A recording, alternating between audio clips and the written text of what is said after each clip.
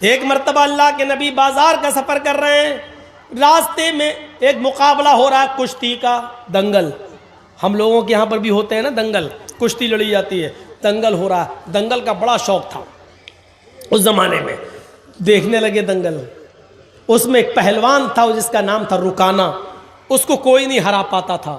جیسے آج کل بھی بہت بڑے بڑے وہ پیدا ہو گئے نا، وہ خلی ولی کا تو ہم نہیں جانتے، ان سے بھی بڑے بڑے پڑے ہوئے ہیں، گھوسے اوسے مکے اکے مارتے. تو اس زمانے میں ایک بہت بڑا پہلوان تھا جس کا نام تھا رکانہ، کو ہارتا ہی نہیں تھا کبھی. تو اس کا مقابلہ چل رہا تھا اور وہ سب کو اٹھا اٹھا کے پٹکتا جا رہا تھا.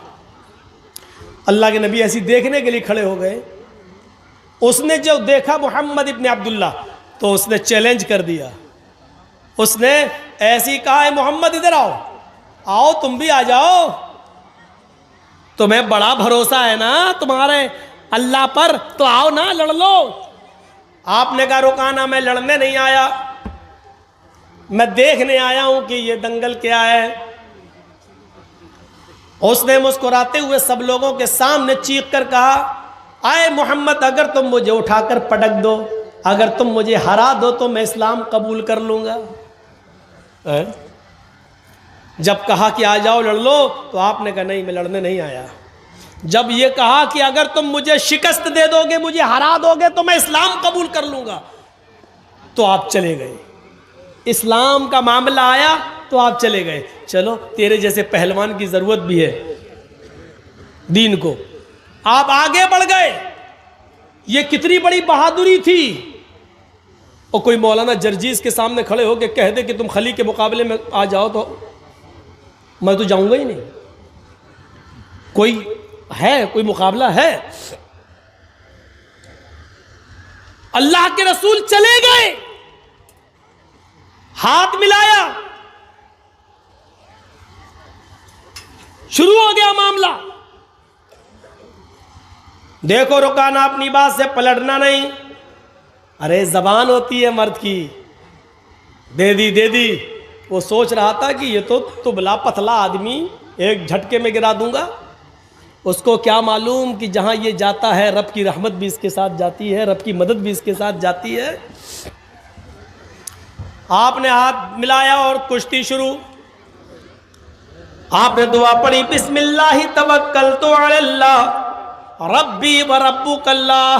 زاد المعاد میں پڑھی، علامہ ابن قیم نے یہی نقل کیا. یہ دعا ہے. شروع کرتا ہوں اللہ کے نام سے اور اسی پر مجھے بھروسہ ہے. ربی و ربک اللہ، جو میرا اور تیرا دونوں کا رب ہے.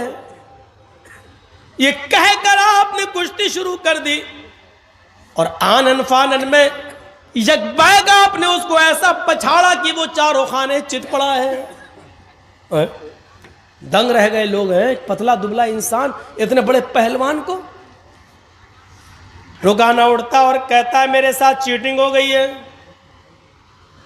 محمد نے ایسے موقع پر مجھے داؤں مارا جب میرا پیر پھسل گیا تھا. میں محمد کے داؤں سے نہیں گرا، اپنے پیر پھسلنے سے میں گر گیا. جو ریفری ہوتا ہے، جج جو ہوتا ہے، جو فیصلہ کرتا ہے کہ کون ہار گیا کون جیت گیا، اس نے کہا نہیں بھائی میں نے تو پیر پھسلتے ہوئے نہیں دیکھا. محمد ابن عبداللہ فرماتے اللہ کے نبی نہیں صاحب، اگر اس کا پیر پھسل گیا تھا تو میں اس کو ایک موقع اور دیتا ہوں. آئے رکانہ، اگر تیرا پیر پھسل گیا اور میرے داؤں سے تو شکست نہیں کھایا تو دوبارہ تو لڑ لے. بہادر ہو تو ایسا اتنے بڑے پہلوان سے کہہ رہا کہ تو دوبارہ لڑ لے. اس نے دوبارہ لڑنا شروع کیا اور آپ نے آنن فانن یکدم اس کو پھر شکست دے دی، اس کو گرا دیا. فیصلہ ہوتا ہے کہ محمد ابن عبداللہ جیت گئے.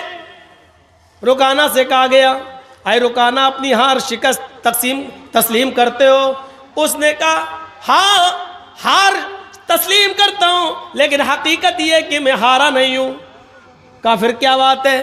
کہا میں کہوں گا تو تم غلط مانو گے. محمد ابن عبداللہ نے مجھے ایسے موقع پر داؤں مارا کہ میری آنکھ چھپک گئی تھی اور اچانک مجھے کچھ دکھ نہیں رہا تھا. جیسی میری آنکھ چھپکی اور انہوں نے مجھے جو ہے داؤں مار دیا اور میں دیکھ نہیں پایا.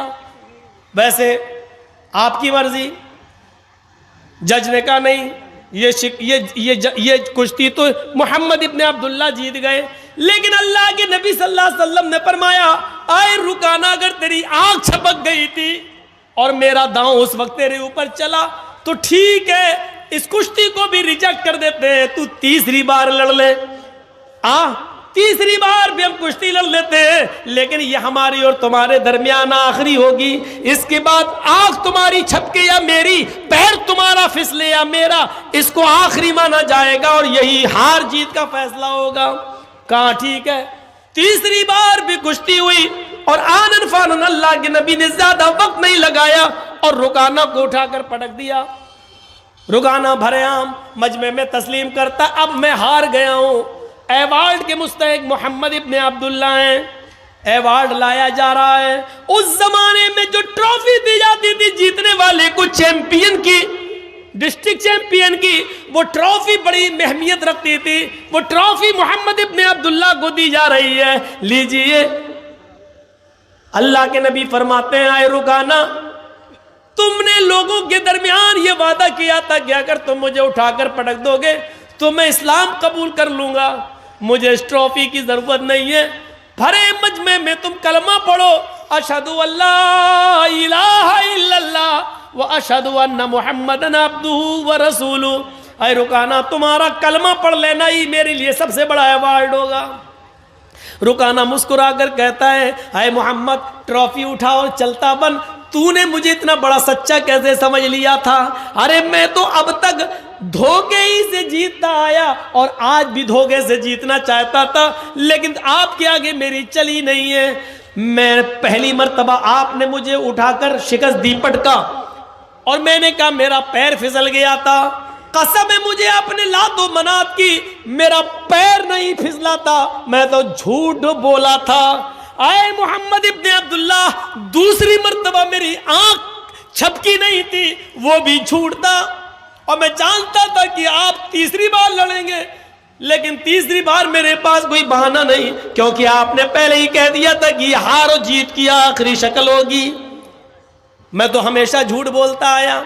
آئے محمد، ٹرافی لے اور چل، آج میری چیمپئن کا ایوارڈ تو نے لے لیا ہے، لے جاؤ، اگلی سال پھر دیکھیں گے۔ پھر ٹرافی محمد ابن عبداللہ کو دی گئی، اللہ کے رسول نے اس ٹرافی کو اپنے ہاتھ میں لیا، اور جیسے اس ٹرافی کو اپنے ہاتھ میں لیا فرمایا لوگوں رک جاؤ، میں لڑنے نہیں آیا تھا، کشتی لڑنے کا میرا کوئی ارادہ نہیں تھا، یہ الگ بات ہے کہ میں نے رکانہ کو شکست دی، اب جیتا ہوا میں مانا جا رہا ہوں، لیکن لوگوں میں لڑنے نہیں آیا تھا۔ رکانہ تو ماہر ہے لڑنے میں، رکانہ ہی کو ایوارڈ ملتا، اگر میں نہ لڑتا تو آج رکانہ ہی ایوارڈ لے کے جاتا، جب میری لڑنے کی نیت ہی نہیں تھی تو میں ایوارڈ کیوں لوں؟ اس ایوارڈ کا اصلی حقدار رکانہ ہے، میں نہیں ہوں۔ اے رکانہ، تم اسلام نہیں لاتے ہو مت لاؤ، تم دین قبول نہیں کرتے ہو مت کرو، لیکن یہ ایوارڈ میں نہیں لوں گا، کیونکہ میری لڑنے کی نیت نہیں تھی، اور میں نہیں لڑتا تو یقیناً یہ ایوارڈ تم ہی جیتے، اب یہ ایوارڈ میں تمہیں دے رہا ہوں۔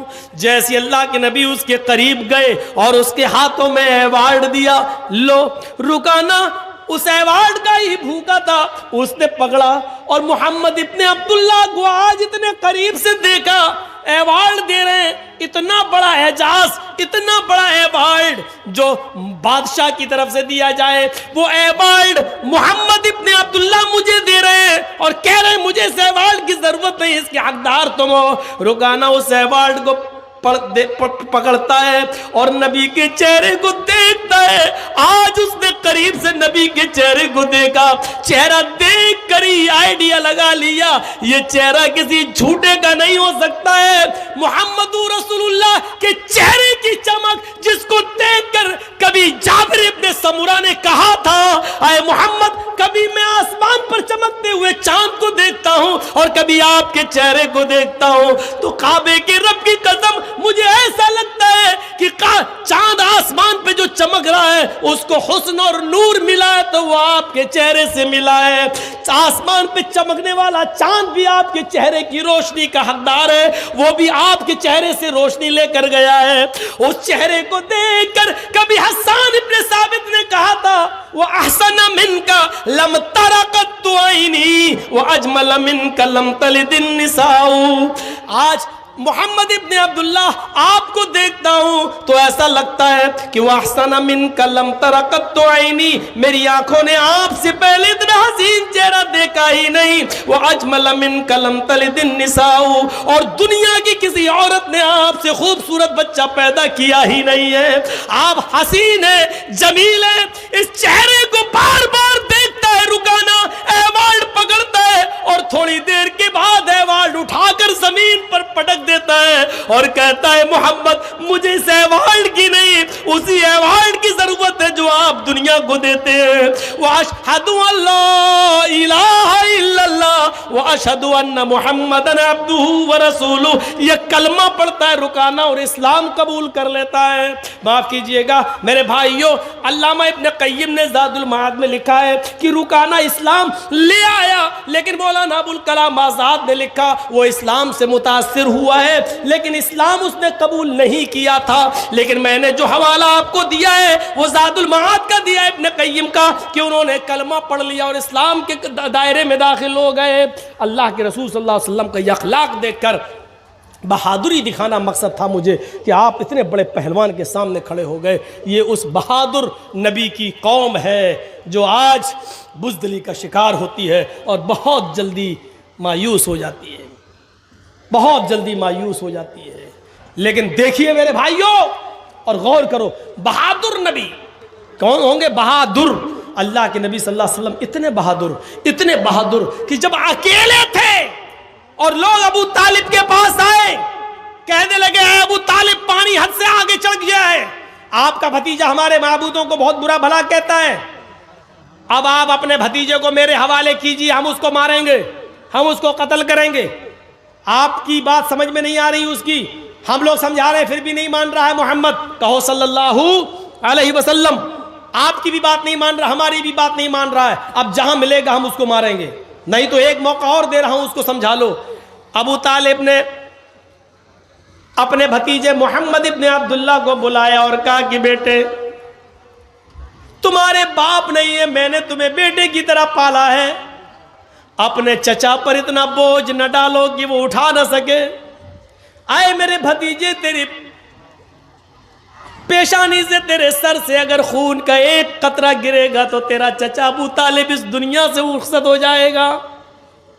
आए मेरे भतीजे, आज ये काफिर लोग फिर आए थे और मुझसे कह रहे थे कि आखिरी मर्तबा समझा लो, और अगर नहीं मानता है तो आप हट जाओ, जहां मिलेगा हम उसको मारेंगे।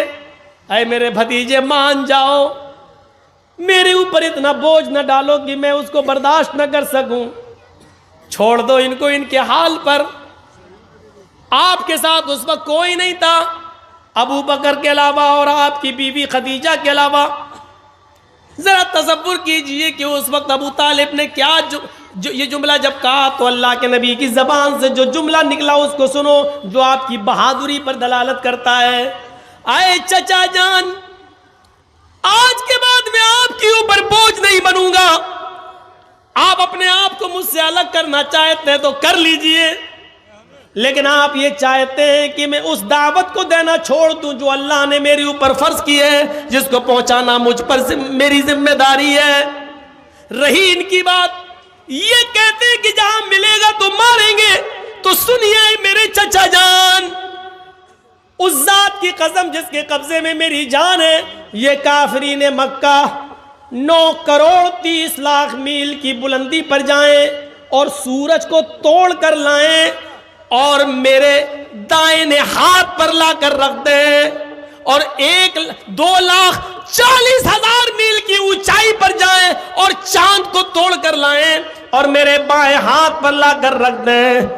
कसम है उस जात की जिसके कब्जे में मेरी जान है, ये काफिरों के लिए सूरज का उखाड़ लाना और चांद का तोड़ लाना आसान है, ये ऐसा कर सकते हैं, लेकिन मेरे लिए ये आसान नहीं है कि मैं दीन की दावत छोड़ दूं। मैं इसके बावजूद दावत देता रहूंगा। آگے آپ کی مرضی، آپ میری مدد کریں یا نہ کریں، اللہ ہمارا حامی و ناصر ہے۔ یہ کہہ کر اللہ کے نبی صلی اللہ علیہ وسلم رو دیے اور آپ کی آنکھوں میں آنسو آ گئے۔ جب ابو طالب نے یہ جملے سنے، اپنے بھتیجے کی ہمت سنی اور یہ جملے سنے اور اپنے بھتیجے محمد رسول اللہ کی آنکھوں میں آنسو دیکھے تو فوراً سینے سے لگایا اور فرمایا کہ میرے بیٹے، وہ بیٹا ہی کہتے تھے، اے میرے بیٹے جاؤ، تم اللہ کے دین کی طرف بلاتے ہو، توحید کی دعوت دیتے ہو، دیتے رہو، جب تک تمہارا چچا ابو طالب زندہ ہے دیکھتا ہوں کس کی ماں نے کس کو کتنا دودھ پلایا ہے، جو تیری طرف نظر اٹھا کر بھی دیکھ سکے۔ میں حتی الوسعت استطاعت کے مطابق تیری مدد کرتا رہوں گا۔ اے میرے بھتیجے جا، میں تیری آنکھ میں آنسو نہیں دیکھ سکتا، اے میرے بیٹے تم جاؤ اور دعوت توحید دو۔ آپ کے یہ جملے کہ یہ سورج لے آئیں، چاند توڑ لائیں، دائیں بائیں ہاتھ پر رکھ دیں پھر بھی میں نہیں مانوں گا، آپ کی بہادری کی طرف اشارہ کرتا ہے۔ یہ بہادری تھی، پراکرمی، وہ بڑا بہادر ہوگا۔